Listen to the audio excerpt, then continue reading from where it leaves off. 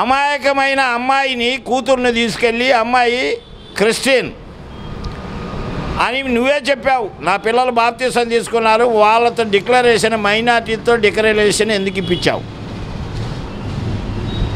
ఏది నీ దగ్గర క్లారిటీ ఉండదు. జనాల్లో ఇట్టాగే రెచ్చగొట్టి మీరేదో చేయాలని చూస్తున్నారు. అది జనాలకు ఇప్పటికే 3 నెలలకు 4 నెలలకు అర్థమైపోయింది. జనాలు మిమ్మల్ని నమ్మే పరిస్థితి లేరు.